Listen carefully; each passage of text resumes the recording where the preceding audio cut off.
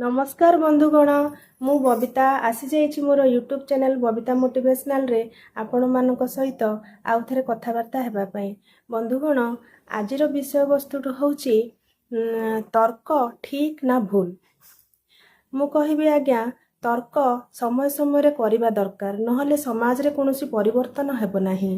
काहेकि ना आध्यात्मिकता कहिले तर्क को ही बुझाई थाए। जदि आमे तर्क न रखिबा आमे जदि विचार न करिबा एई धरा को किए बनैला एहा कहा द्वारा चालित होउची कहा द्वारा सृष्टि होइची किए आकु चलाउची आर पछरे उद्देश्य कौन आमे काहेकि जन्म होइचे आम जन्म हेबार पछरे उद्देश्य कौन आमे कौन करूछे आमे कौन करिबा उचित तार फल आमे कौन पाइबा। आमे जदि प्रत्येक कथारे तर्क करी आमे विचार न करिबा ताहले आज्ञा आमे कोनोसी उत्तर पाई परिबा नाही। आमे तर्क कले हमहु गोटे उत्तरटे मिले से निज सहित हो किंबा बाहर लोक सहित हो। आध्यात्मिकता मध्य होउची तर्क ए जुग होउची विज्ञानर जुग विज्ञान भी होउची तर्क। आज्ञा आमे तर्क कले एटा काहेकि हैला एटा केमिति सृष्टि हैला एटा केमिति हेले एमि आ गोटे नुआ जिंस हेई परिबो। आमे जदि मन भितरे हो किंबा काहा सहित हो तर्क न रखिबा ताहले विज्ञान मध्य आगेई परिबो नाही कि आध्यात्मिकता जो कहती आध्यात्मिकता मध्य आगेई परिबो नाही। आध्यात्मिकतार मध्य अन्य नाम होउची तर्क। तर्क करी आमे भाबिले ही आमे जानि परिबा से जो सृष्टिर जीए आधार जी सकल शक्तिर आधार तांको विषय जानिबा को हेले हमको विभिन्न प्रकार तर्क मध्य दे गति करबा को हबो। तेणु तर्क नथिले आज्ञा जीवन रे परिवर्तन आसीबो नाही, घरे परिवर्तन आसीबो नाही, समाज रे परिवर्तन आसीबो नाही। काहेकि ना भाबि नियंतु किछि गोटे प्रथा बहुत दिन रु चली आसुची गोटे छोट उदाहरण देबी यौतुक प्रथा चली आसुची। वर्तमान पढ़ा लेखा झियो मानक मन रे तर्क आसुची एटा काहेकि चलीची।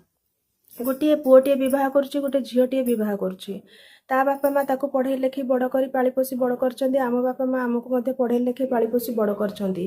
ताहले सेठी मु जते बेले सेठी की जाउची से माने मते खाइबा को दोचंदी मु मध्य सेठी दिन राती खटिले मते खाइबा को मते मिलुची कि मोर रेस्पोंसिबिलिटी से माने नउचंदी काहे कि ना मु तांकर रेस्पोंसिबिलिटी नउची। ताहले ए जो दिया निया ए जो सुना रूपा गहना गांठी टंका पैसा गाड़ी जानी यौतुक भार ए सब काहेकि एटा जुक्ति आसीबाटा उचित। जुक्ति आसिले ही समाज रे परिवर्तन आसीबो। आपण देखंतु अस्पृश्यता थिला जो अस्पृश्यता छुआछुती जाति भेद एबे भी केते गाँ रे चलीछि सेठी मध्ये आज्ञा तर्क करिबा उचित काहेकि मनीष तो सबु समान समस्तଙ୍କ भितरे सेही रक्त चलीछि सेही मन सेही फीलिंग सेही आत्मा समस्तଙ୍କର दुख कष्ट समान। ताहले ए छुआ अछुआ जाति अजाति काहेकि एटा मध्ये गोटे तर्कर विषय। आपण देखंतु समाज रे जो हाई क्लास लो क्लास चलची आज्ञा समस्ते सबु मनीष समान। ताहले टंका को नहीं काहेकि जणे जण को असम्मानित करूची आउ जणे जण को सम्मान देबा को बाध्य काहेकि जणे अत्याचार कले मध्ये ताकू जणे सम्मान देबा को बाध्य एवं जणे ठीक रे थिले मध्ये से असम्मानित होउची काहेकि एटा मध्ये गोटे तर्कर विषय। ताहले आज्ञा प्रत्येक जिंस रे जदि आमे तर्क रखिबा ताहले आमे परिवर्तन आनी परिबा। मानि नियंतु गोटे छोट कथा घरे गोटे शिशुटीए जते बेले बापा माँ को कोनोसी गोटे जिंस से जानिबा को चाहे आगे आमे ताको किछि गोटे जिंस जते बेले आमे नियम बोली एटा पाळिबा को पड़िबो किंबा किछि गोटे आमे ताको डिसिप्लिन विषय रे बतौ किछि गोटे नियम बतौ एटा करले भलो एम्ति करले भलो शिशुटी जानिबा को चाहे तार मूल रे कारण कोन से बेले बेले पचारि थाए काहेकि एटा करबी एटा न करले कोन हबो। ताले बापा माँ सेठी बेले बेले रागी जाई थांदी जे तू तर्क करूचु जुक्ति करूचु तू मुह दउचु आगे ठीक नुहे सेटा।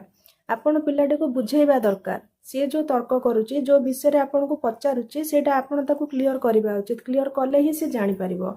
ताले प्रत्येक जिनिस रे तर्क रहिले ही आम जीवन रे परिवर्तन आसी परिबो। एवं मु कहिबी जोडा सबुटु बड़ जिनिस आध्यात्मिकता ताहा मध्य तर्क उपरे पर्यवेसित। तर्क नथिले आमे ए सब प्रश्न जदि आम मन रे न आसीबो आमे काहेकि आसीचे आमे कोन करूचे आम जीवन रो उद्देश्य कोन कोटा ठीक कोटा भूल आमे जदि ए सब तर्क न रखिबा आम जीवन रे आमे आगो को जाई परिबा नाही। से जे कोनोसी क्षेत्र रे हो आध्यात्मिकता क्षेत्र रे मध्ये हो आमे आगे परिबा नाही।